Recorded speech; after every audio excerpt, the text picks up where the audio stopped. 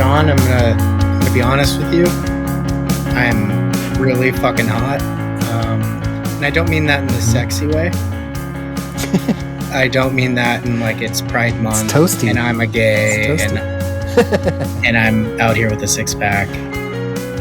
I mean that in it's I'm on the second floor of my apartment, and it's 90 degrees, and I'm leaking a lot of bodily fluids. So, okay, everybody, just welcome to today's podcast. You're welcome, listeners and viewers, for that image. That's why Brian's here.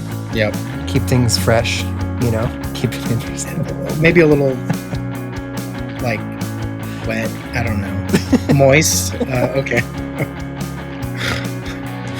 Oh, here we go. This is all staying in. None of this is getting edited out. Yeah. We are talking about the monster known as Overthinker. And it's this Medusa-looking, we'll get into it more, we'll get into that metaphor more in the episode, but yeah, it's like this Medusa-looking character that turns us into stone. When we're thinking too much about something, we literally just lock up, we freeze, and it's hard to move forward on the work we're doing. And so we've invited Redona Dida to come on our show, and she's someone that I work with at Y Media Labs at YML, and I've heard about her through a number of colleagues. She started a few months ago, and I checked out her Instagram, and it is full of design tips, design education, advice, and there's this simplicity that comes through everything she does. And she explains it in a way that's very conversational. It's very welcoming. There's really, simple illustrations that convey the topics that she's trying to, teach people about. And it just right away was like, okay, Overthinker, we've been talking about that monster for a little bit. Taz, if you're out there, one of our designers, he kind of brought it up. Hopefully he's stoked that we're mentioning his name at the beginning. He listens to this. But Taz, we're going to have you on at some point. But Taz actually, after I shared with our team a little bit about Monsters of Design, he sketched out this Medusa character and slacked it to me. He's like, you should talk about Overthinker. And that was a while ago. So here we are. We're talking about it. And sorry we're not doing it with you, Taz, but we're going to do another monster with you at some point.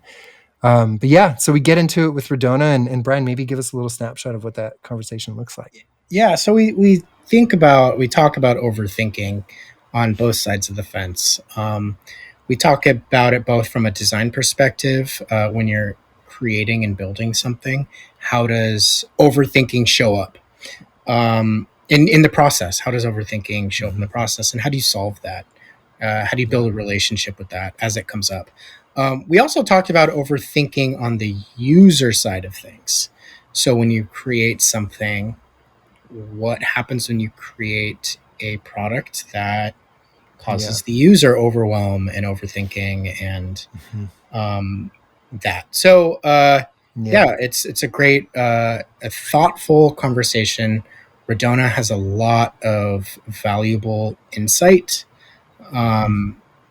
Just some really cool nuggets that I'm just going to be chewing on for a minute. And then we wrap things up in the typical monstrous fashion by talking about our 3 favorite monsters. And Redona's has one of my favorite monsters. Yeah, so we'll save that. Save that one. Yeah, it's great. Yeah. Should we just should we get into it? I think let's get into it. Let's do it. Here we go.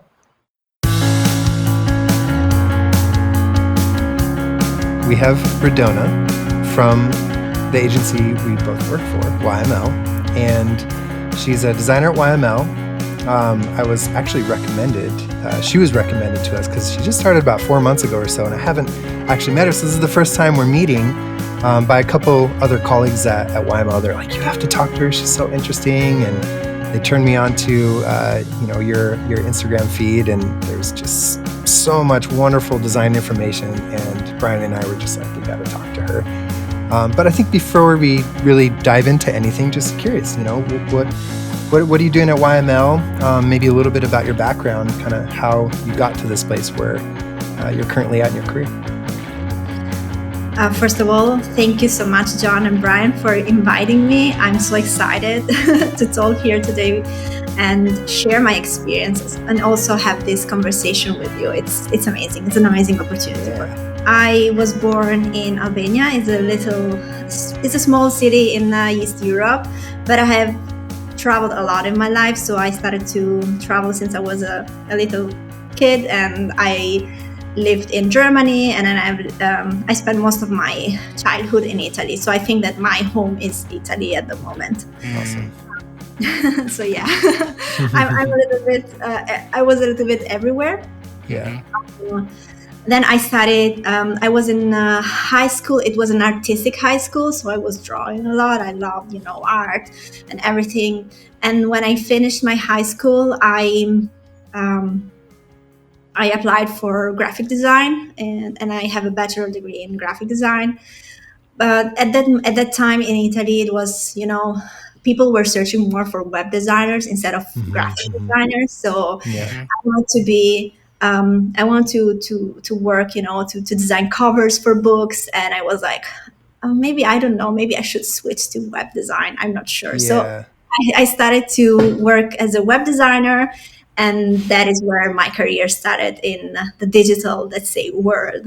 And I started to work in Italy. Then I had an experience in Dubai. I lived there for 3 years. I worked for a company where I was mostly doing some brand stuff, but also digital website and app. And then I moved back to Italy again. I tried to open my own agency, but it was really difficult. And maybe I had a little experience to start my own agency. So I went back to work in a digital agency, and I was there as a senior designer. I was working mostly with marketing materials. So that is where I started to understand a little bit better social media, Instagram and Facebook, and how they work. And from there, I moved to the US, and now I'm here. I'm working for YL as a product designer. And yeah, this is a little bit of, my career. It started 12 years ago. So yeah. Right. And what was it like making that? Oh, go for it. Yeah. No, I think I was going to ask the same question. Probably the same thing. Yeah. Like what? So you're in school, you're drawing, you're exploring this visual artistry. What drew you specifically to design? I mean, I don't know. It sounds like a weird story, but when I was 6 years old, I was watching Sailor Moon. It was my favorite. Oh, yes. Cartoon. Good decision. That's awesome.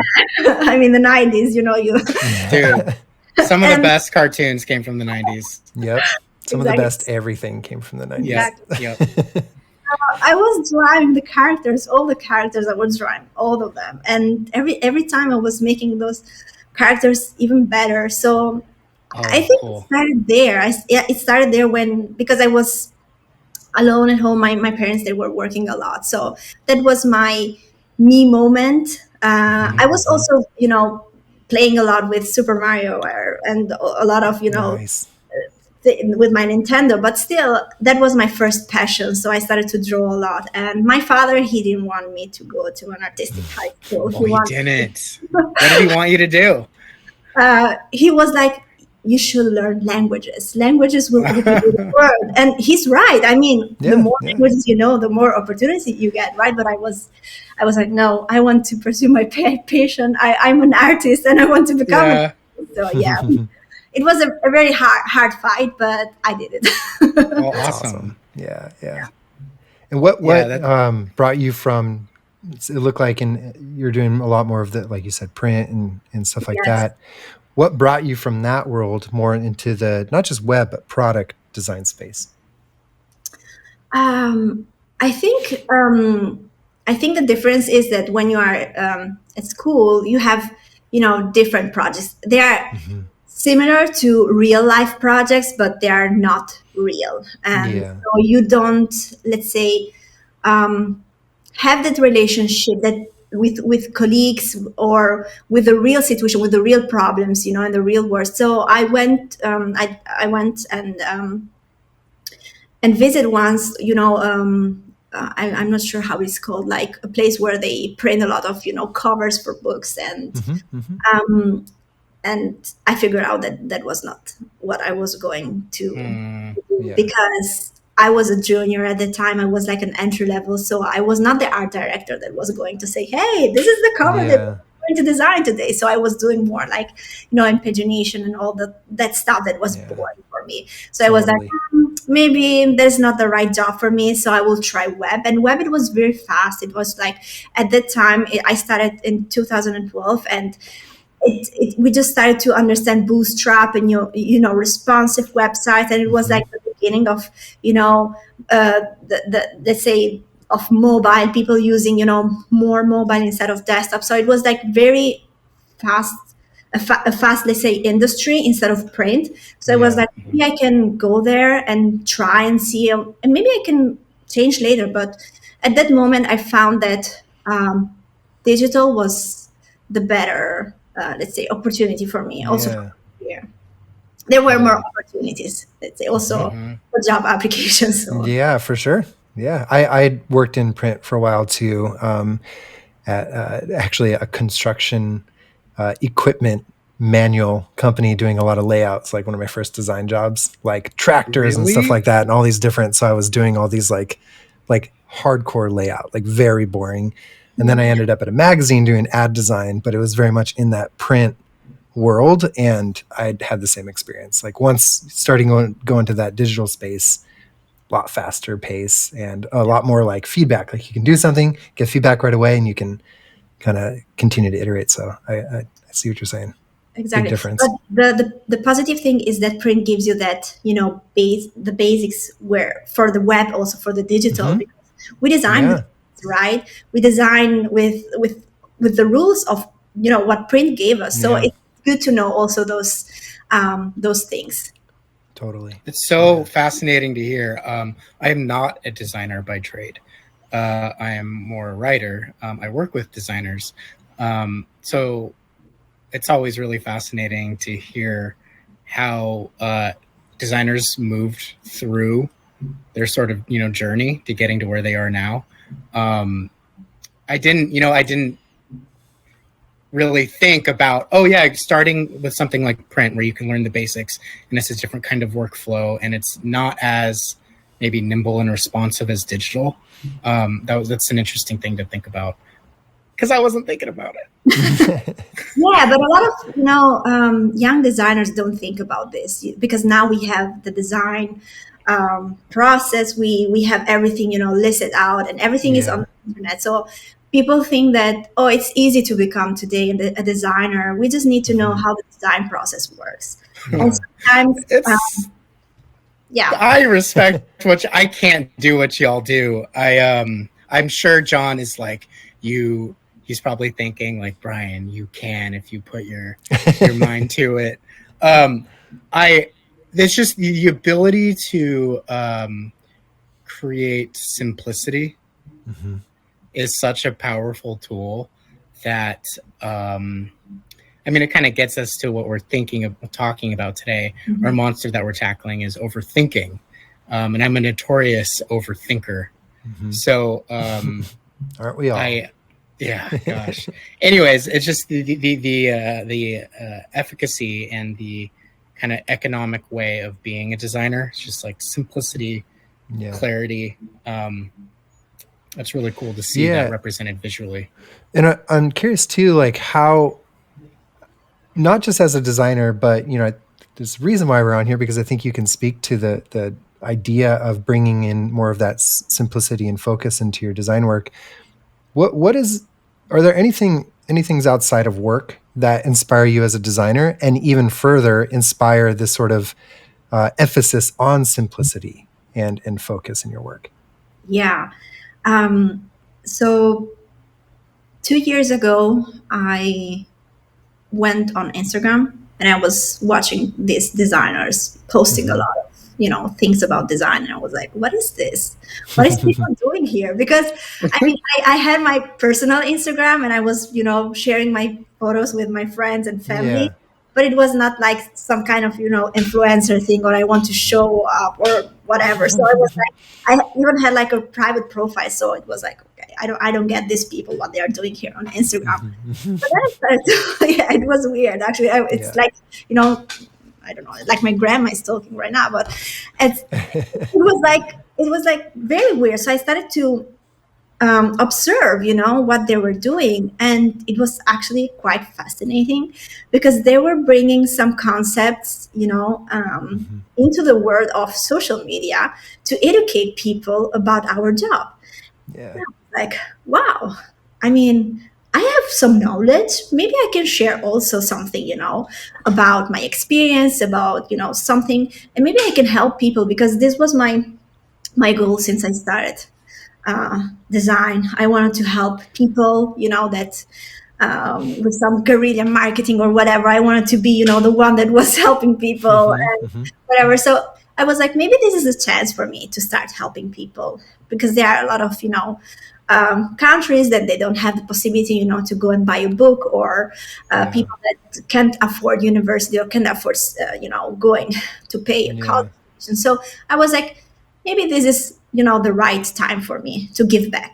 So I started to share in the beginning, classic things like the design process, and people were not really interested in what I was saying. So I was like, then I should start thinking about, because I was focusing more on design, like being perfect, everything should be, aligned, and everything should be. So it was taking for me, like it was taking 2 days for me to design a post on Right. Instagram. And I was like, Mm. this can't work for me. I mean, if I work and do this, on as a side project, it's impossible. If I have to post, for example, 3 or 4 posts in a week, I Yeah. mean, it will be very overwhelming. So I started to, I mean, English is not my native language. So when I was reading the other posts, they were like very, very complex to read and to understand, especially when you are on Instagram. Your first, let's say, goal on Instagram is not to focus a lot on the content. You just want things quick. Mhm. So I was like, maybe I should start, eliminating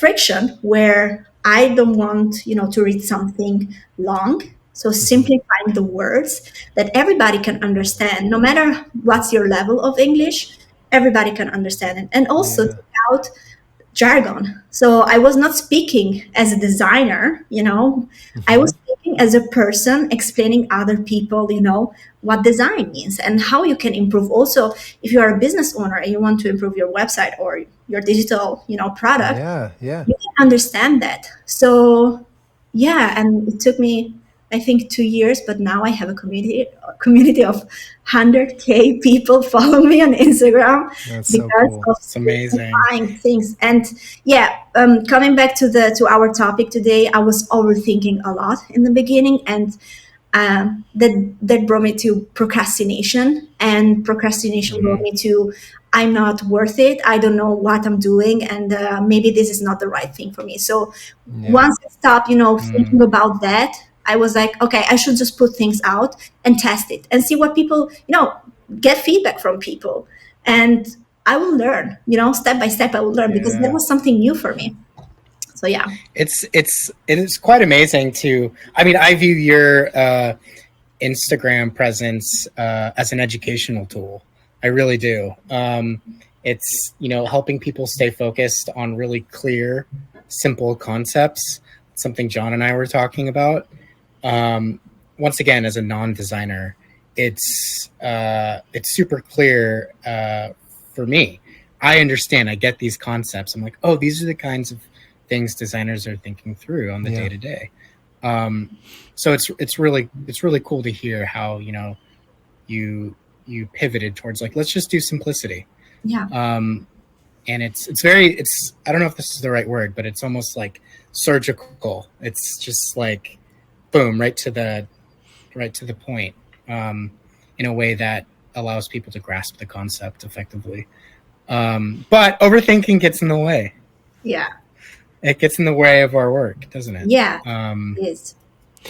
so Yeah. it shows up. So it definitely shows. Yeah, John, go for it.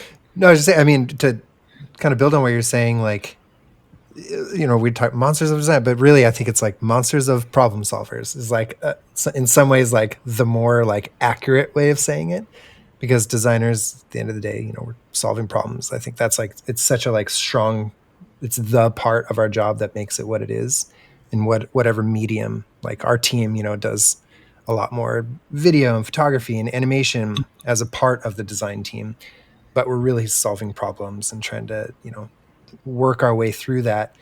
So thinking about Overthinker, like Brian and I have talked about it, like this Medusa looking creature with snakes all kind of coming out everywhere, representing all of those unnecessary thoughts that are in a way like turning us into stone, right? Like this monster like freezes us up just like Medusa does. And it kind of stops us in our track, and we can't move forward when we're facing it.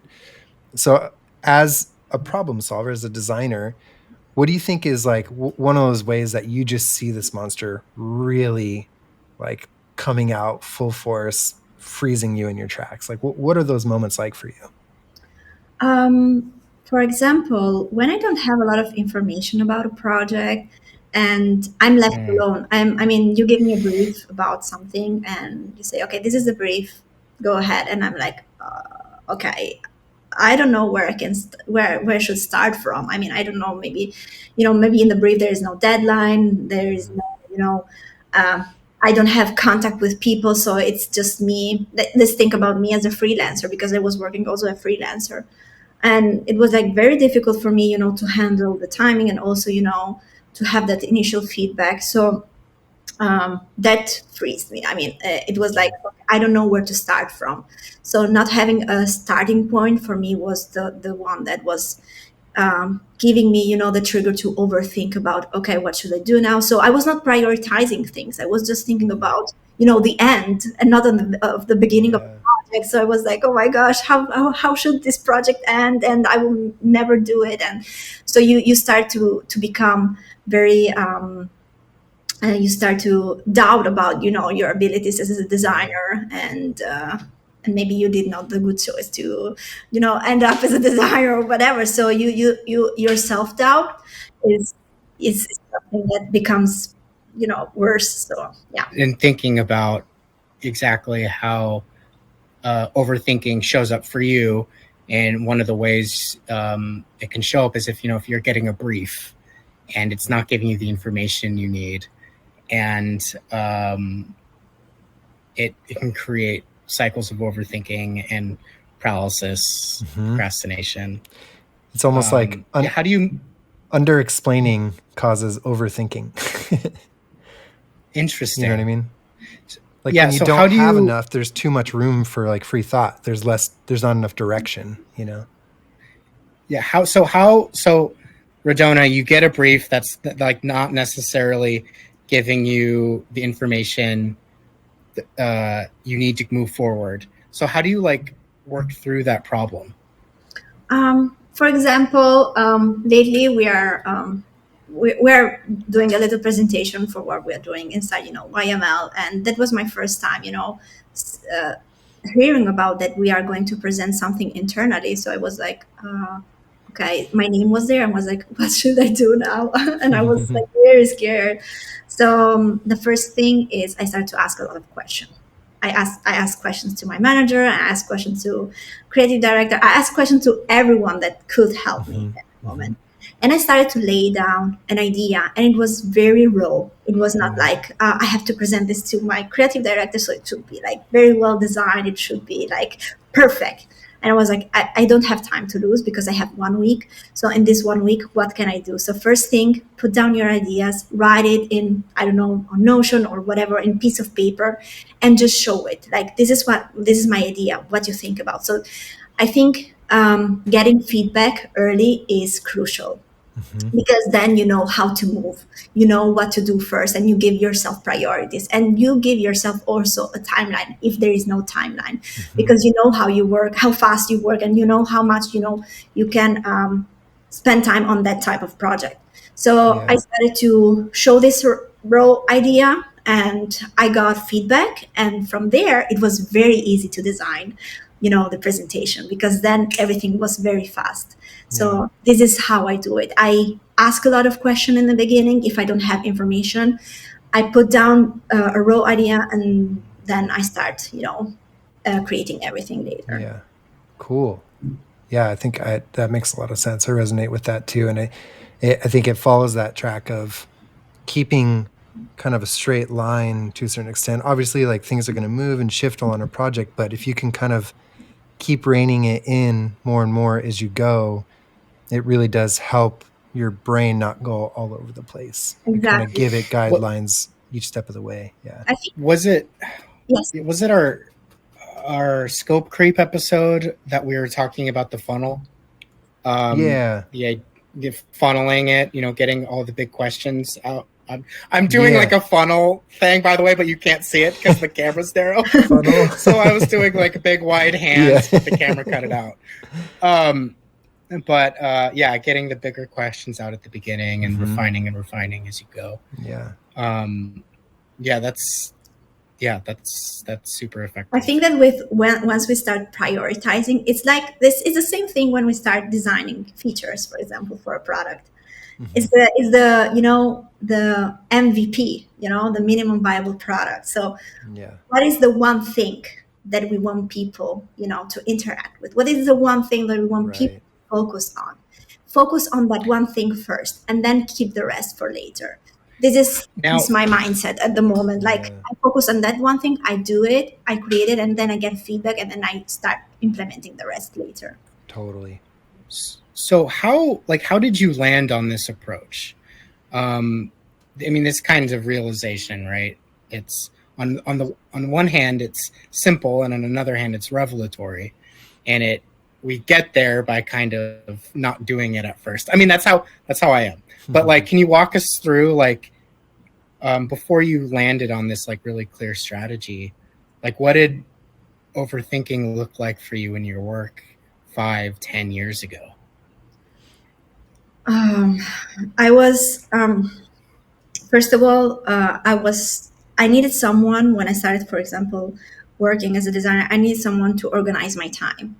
So I was not able to organize, my time, and that brought me to, for example, I need to, for example, I had 10 things to do in 1 week, and I was doing everything in one day, and I was burning out because I didn't know how to, with what to start first. And I was asking, my boss, and he was like, yeah, everything is important. And I was like, oh my gosh, what should I do first? Everything is important for him. And I was like, I have to work on everything. And I was like, okay, I'm burning out. I can't do this by myself. And actually I learned, by experience. I learned by also, I think it's kind of survival thing. You need to start focusing first on one thing and let other things, going, and start thinking about, okay, what is the most important thing here? So what is, my boss asking me to do first? What is important for him to see? What is important for the company at the moment? Because sometimes I was focusing on like small things that we designers love, like, colors and going and creating our mood boards and creating, so many creative things that my boss didn't even care about. He was like, okay, I need to, make some money. So Redona, where is the job? I'm doing my job. And it was like very, very frustrating for me because I was like, nobody understands me. Nobody understands my job as a designer. So I was like, what is this? I mean, maybe this is not the right company. But mindset is what, makes you a great designer. I think it's more, I think the craft is important, but also your mindset. It's how you, it's how you approach things, and I was approaching things very in a negative way when I was younger. I thought that everyone was against me, and everyone was, judging me, criticizing my job, and they were not the experts. I'm the expert. So it was, yeah. This is the truth. So I think a lot of designers can, I myself included, relate with that, because you kind of get into it and you're like, who are these people? Who, they don't know what they're doing. They don't know what, blah, blah, they're not blah. designers. Yeah, exactly. Yeah. Yeah. And then Actually, oh no, yeah, sorry. Go No, I don't ahead. want to cut you off. What were you going to say? I learned I learned to share, my ideas. I learned to get feedback also from non-designers, and that helped me a lot, to understand, uh, you know, what is their priority, so we could Yeah. help each other. It was not only me. It was not Redona and her ego, but it was Redona and the team. So it was different then. Yeah. Hmm. Totally.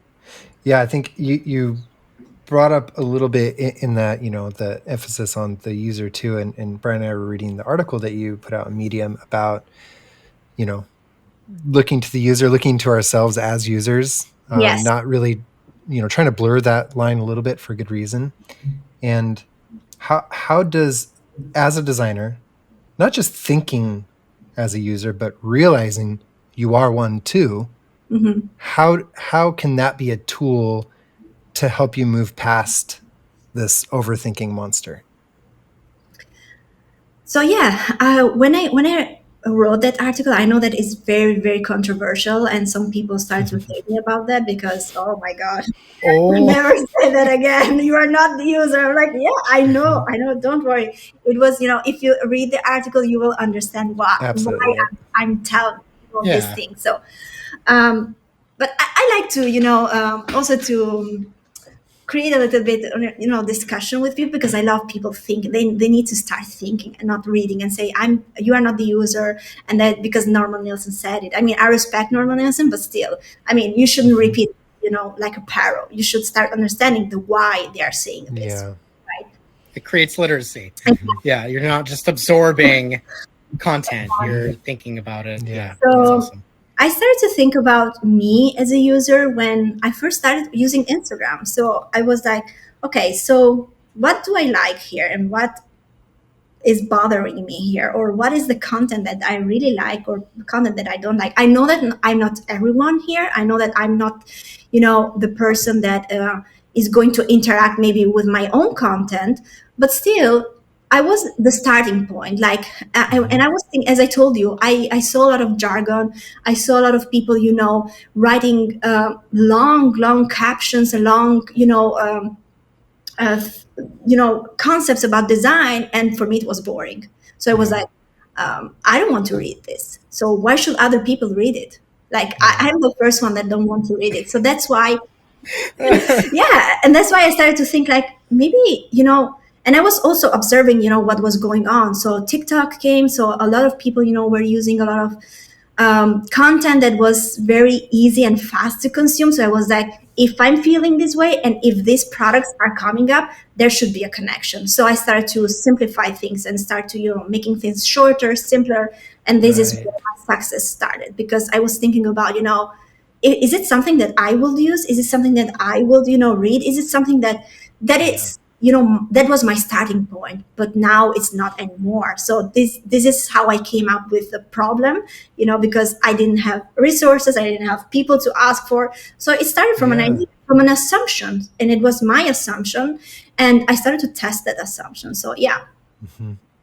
I was the Yeah, first. that's interesting. Yeah, totally. And it's interesting because I think, the concept of like designing empathetically or empathetic design, when you hear that word, it's like feelings, Mhm. like it's touchy feely, emotional. But I think it doesn't have to be just that empathetic. It just means like I'm trying to put myself in the shoes of the people I'm designing for.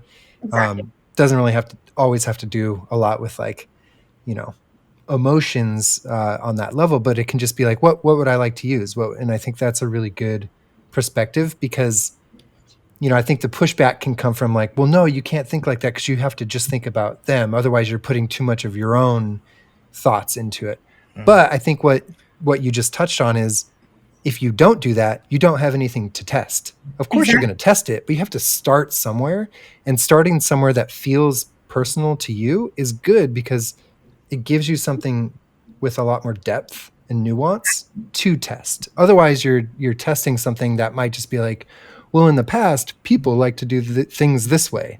But you might have a better starting point by just kind of reaching in and being like, how would I navigate this website? How would I book something through this website? How would I sign up for this on a website?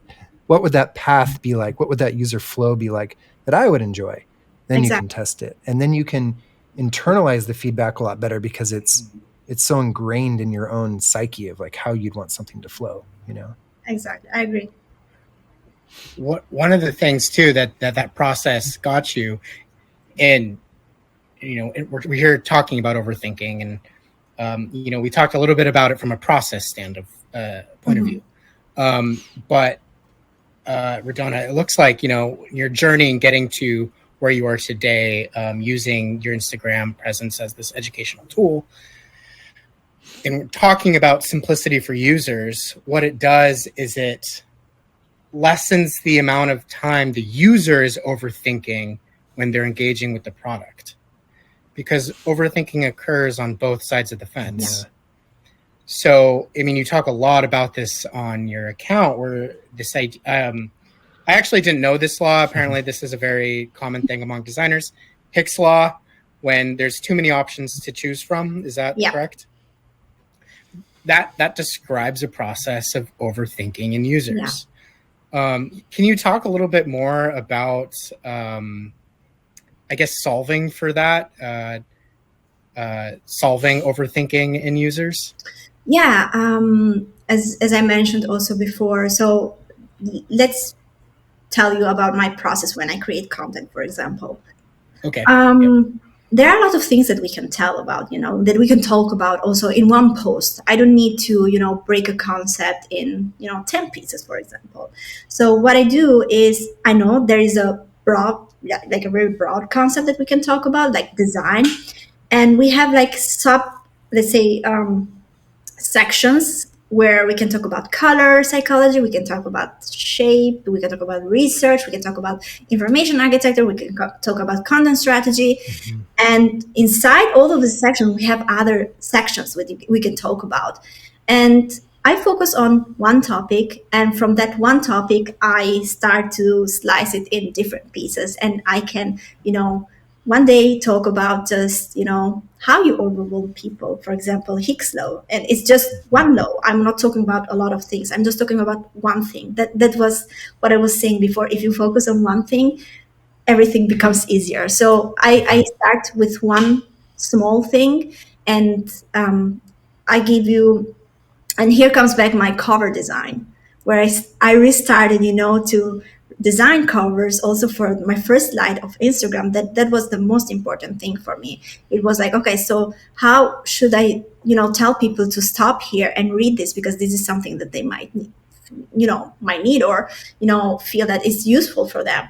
So that Yeah. was my first, you should stop here and read, because this might help you.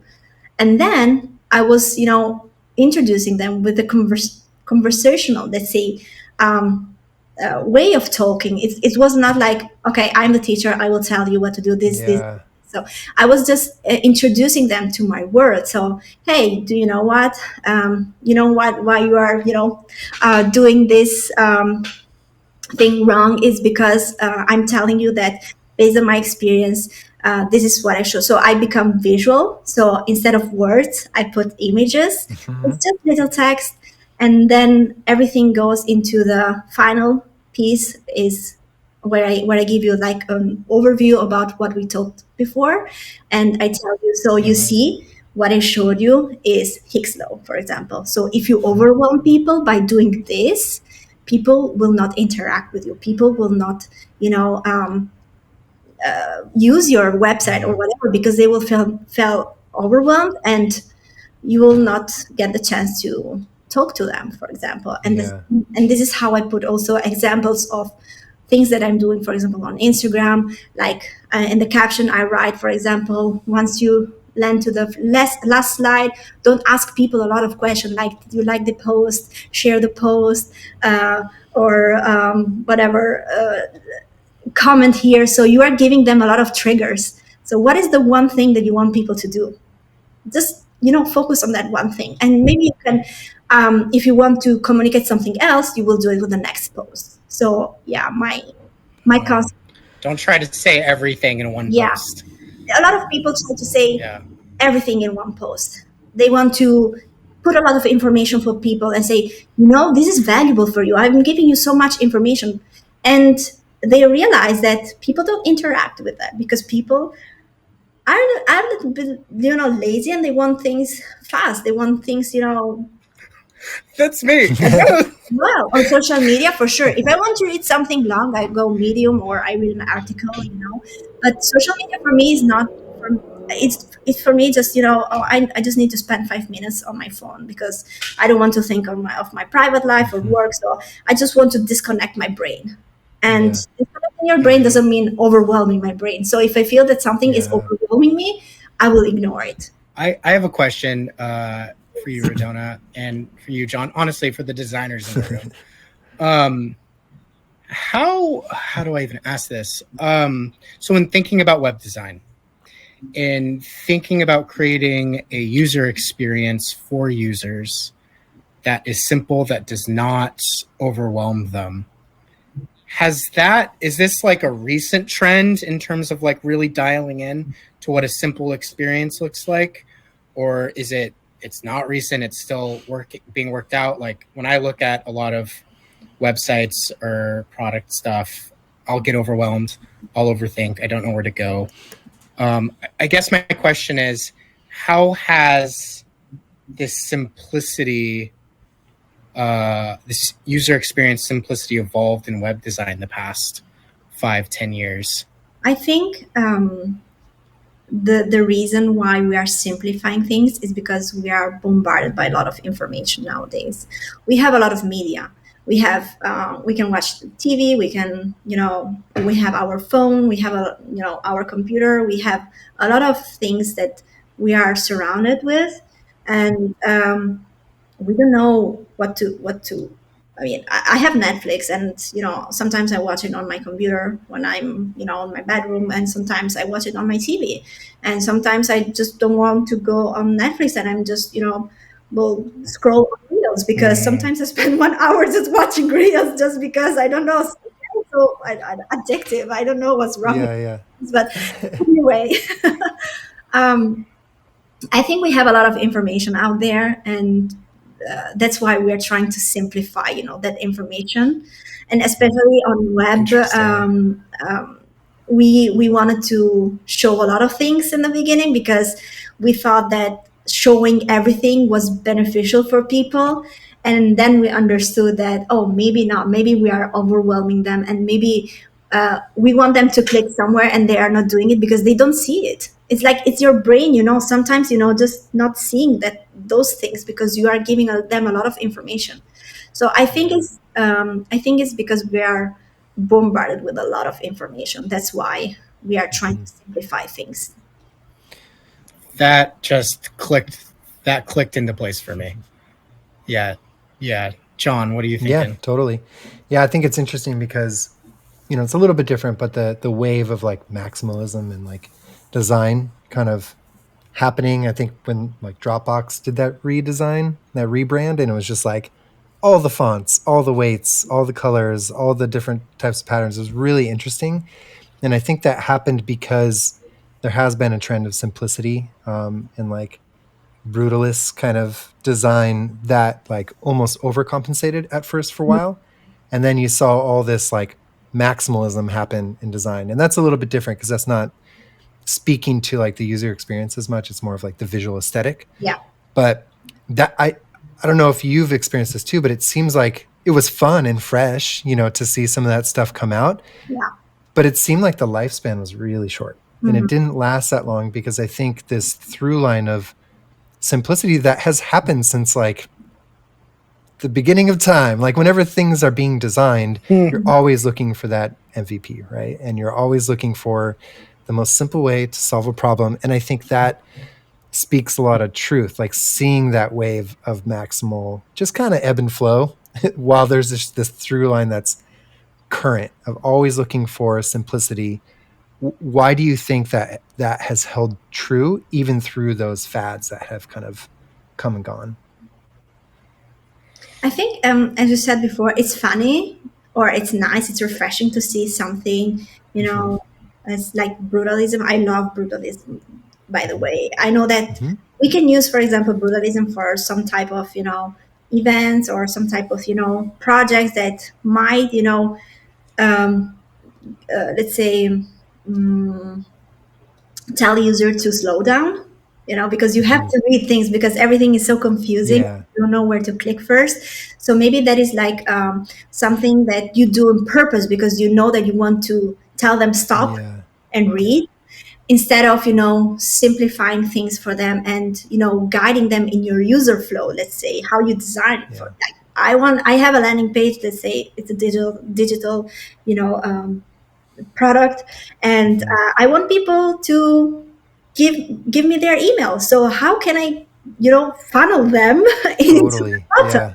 So that, I think it's more about what is the scope of that project, and based on Yeah. the scope you can create something. And I think that brutalism, it's something that you cannot use everywhere for Right. every product, and especially because of accessibility issues. There are a lot of things that we should Hmm. consider if we want to be inclusive. So that's why keeping things simple work, I mean, better Yeah. than other things. So I have a question. As a non-designer, I'm sure I've encountered it. When I think of brutalism, I know it Mhm. architecturally. Can you describe it for people who don't know in the design world what brutalism looks like? Brutalism is breaking all the design rules. You break Brutally. all the Got it. design rules. So things are not aligned. Maybe you see typography that is trashed, or you see colors that don't match with each other. Got it. So it's like a punch in your eyes. It's like, oh my god, what I'm looking at. But it's curious because it's the kind of mix of art and design. So I think it's very entertaining. I think that a lot of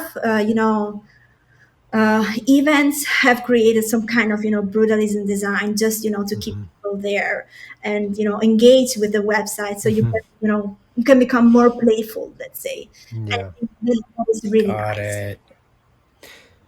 Okay, that makes sense. Okay, I know what you're talking about. I totally know what you're talking I about. Yeah, fascinating. Yeah. One thing, as we kind of move into, I think, kind of one last question about this topic before we start talking about our favorite monsters. That the concept of that we always do of like, how do we really embrace these monsters also? Like, so the idea of embracing this Medusa looking overthinking monster, it sounds like we in a way we've almost sort of talked about it, which is you're thinking about all those different things that someone is trying to process. There's all these different, and it seems like that's the process of design, right? Mhm. You're going, okay, well, they might want to do this. They might also want to do this. They might be thinking about this. They might be contemplating, this potential flow, and that's the overthinking, right? Like you're almost, as a designer, anticipating what it's like for someone to come use your product as with overthinker kind of on their shoulder, right? Yeah. And so how do you, when we talked about like that empathetic design, how do you bring that into a place where you're actually really like addressing the fact that all of us are constantly, especially with being bombarded by all these different things, it's probably making us even more of an overthinker, Mhm. or it's feeding the overthinker monster even more. How do you, The yeah, the modder. modder, uh how do you kind of embrace it, and not just kind of like, show the Medusa monster a mirror and turn Medusa into a stone. How do you actually just embrace it and say, yeah, actually bring those thoughts, overthink with me so I can help create that path? How does that play out for you? That's a really great question. I think that the most important thing is to ask questions to yourself. Like, Yeah. the first thing is, do I really need it? Like, this thought that I'm having, is it something that I really need at this moment? And are they things that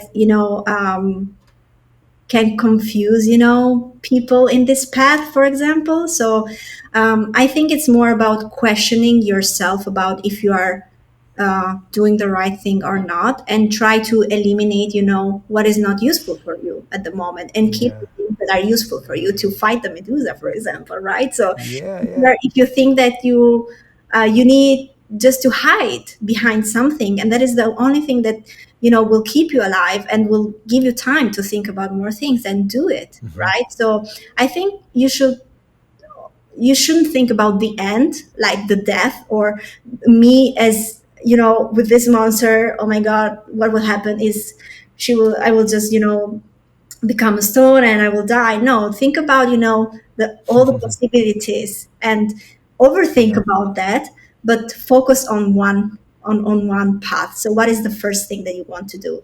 And this is Prioritize. Yeah, no, it's interesting. You hit on something that I think it's certainly in my way when we're talking about process. When you skip to the end, right? So let's say you're about to start a project. You skip to the end and you're like, okay, well, like, how am I gonna get there? How am I gonna like deliver this thing and create like a product that is useful? Like, and then all these thoughts start coming, and it just feels so unattainable. But I like how you describe this process of directly engaging with these thoughts and then prioritizing the information. It's a lot better than like going, you know what? I'm overwhelmed. I think I'm going to scroll on Twitter for an hour, or, time to watch Star Trek, which is maybe a strategy of mine. I don't know. But I like that idea of just confronting and engaging all of the thoughts and then prioritizing what emerges. I like that a lot. Embracing the possibilities. I think that's like, and you shouldn't be afraid. That's You awesome. shouldn't be afraid. I mean, nothing will those thoughts will not kill you. I mean, I know that you I know that you feel overwhelmed. Sometimes it feels like they will. They will not kill you, so you will still be alive and you will be the same person, just with a lot of anxiety. But if you want to hide your way, then start dividing your thoughts, start to simplifying your thoughts, and then everything will become very simple. Totally. Yeah, for me that would look like just writing it out. I don't know about y'all. I'm a notebook boy, so I like to just like. But it's always useless because I could never read my writing afterwards. But just even like the process of getting the thoughts out sometimes is helpful. I'm an art board kind of. I guess it's the same thing, but I just love seeing everything out there. I always related to, I probably said it a few times on this podcast, but I always related to like being a kid, and I used to have this giant bucket of Lego. Like my parents were just like, here you go. It's just like this huge thing of like all the colors and all the shapes. And it was really fun because I would just like, all right, it's time to play.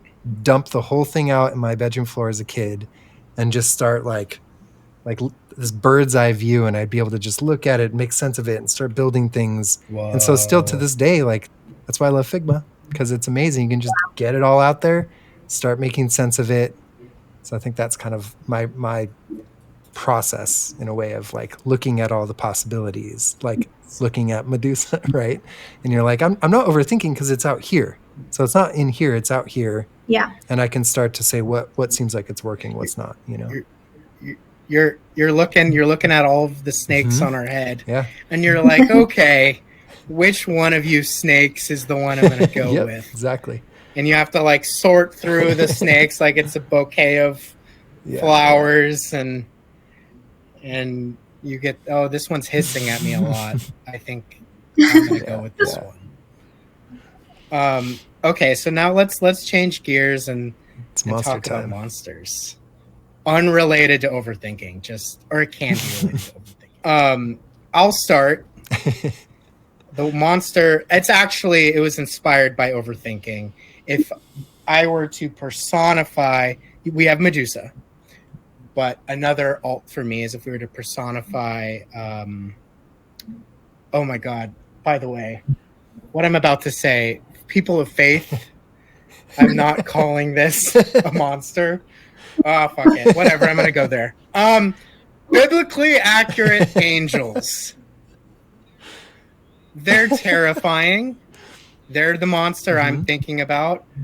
They're a beautiful monster. And and they scare me. And they represent the process of overthinking for me because if you don't know what a biblically accurate angel looks like, just like pause really quick, jump on Google, search biblically accurate angel. It is not a white man with wings and a six pack.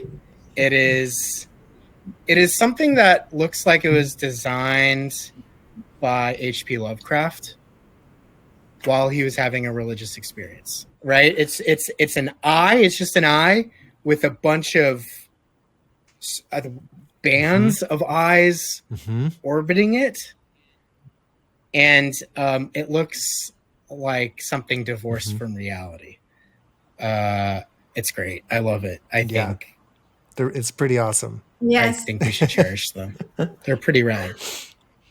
I think for me, it's catfish. And why it's catfish is because I've been trying to get more and more into fishing a lot lately. And I have like this goal of like I'm getting into it because I want to actually like catch the food I eat and that kind of stuff. And so I'd love at some point to go somewhere where I feel like I can catch like a good sized catfish that would actually be like, very delicious to eat. So it's kind of like this first goal of mine because of where we live in California, and eventually like some trout going up to more the mountains in the area. But anyways, catfish can be pretty terrifying. If you just, again, Google machine, if you type in scary catfish, anyone out there listening, it's another challenge. I'm going to do this right Instantly, now. You will be bombarded I'm doing with it right now. The most terrifying looking fish.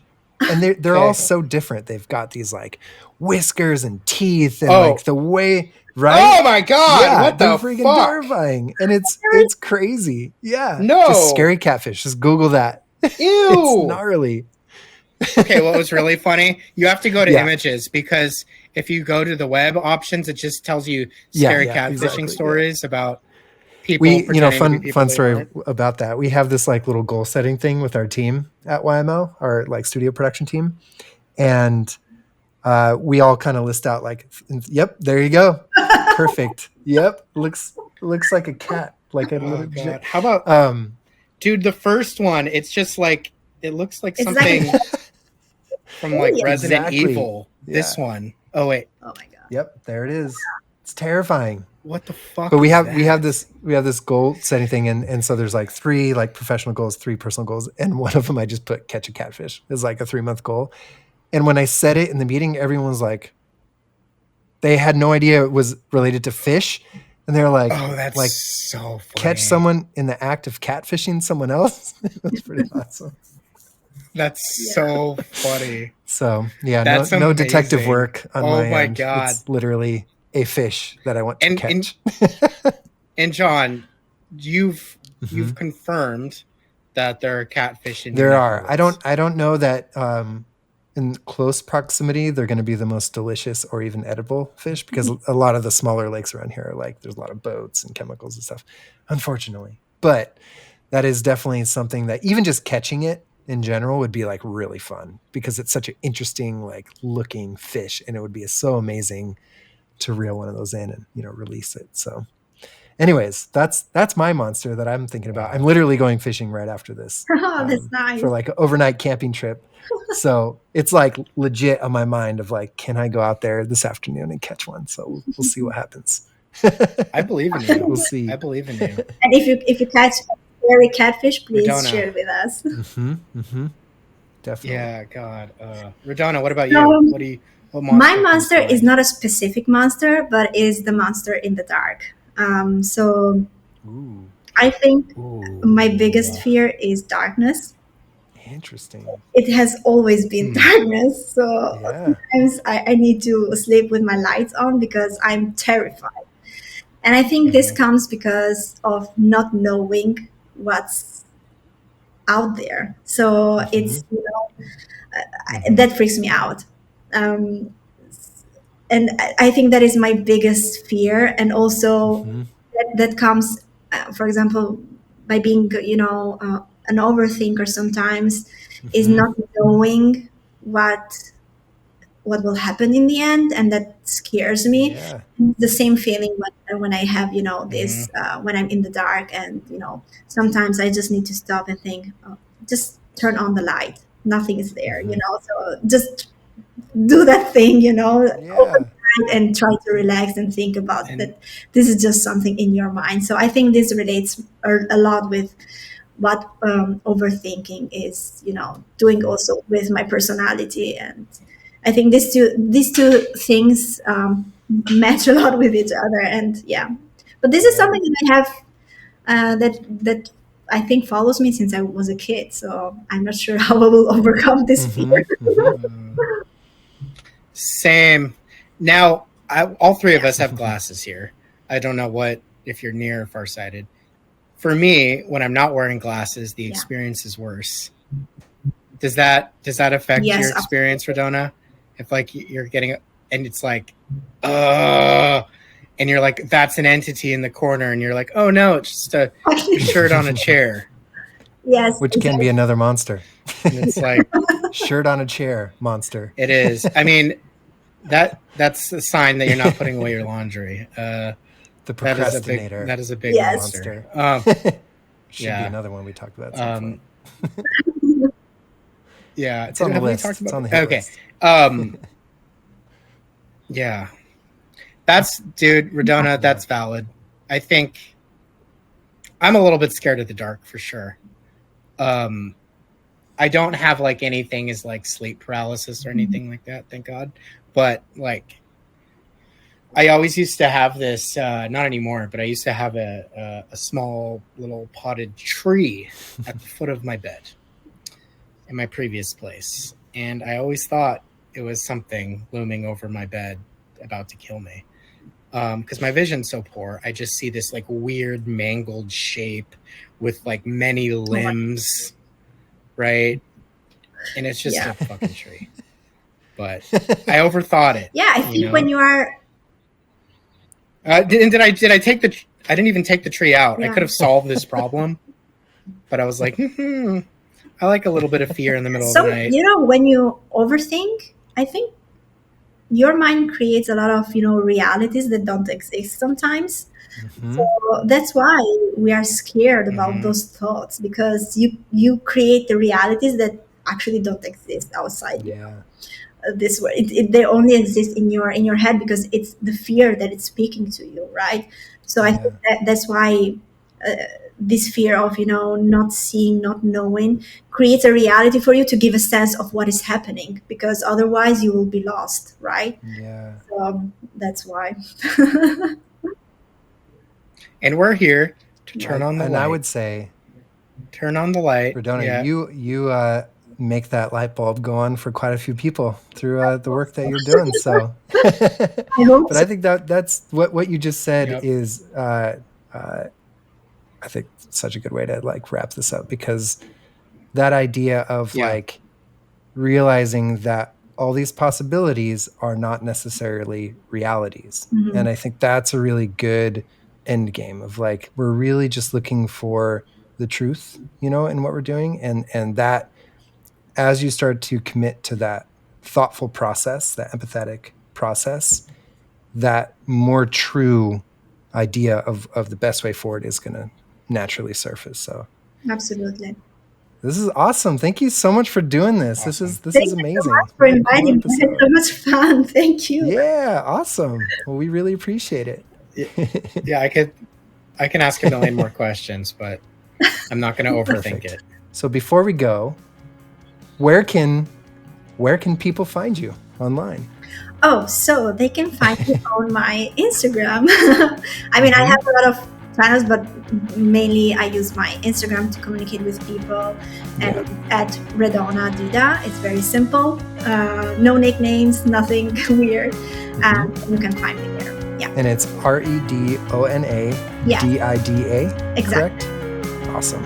So at Redona Dida on Instagram, you will all be so thrilled to follow along. So I hope so. there you go. Do it. Awesome. Thank you so much. Thank you. We really appreciate it.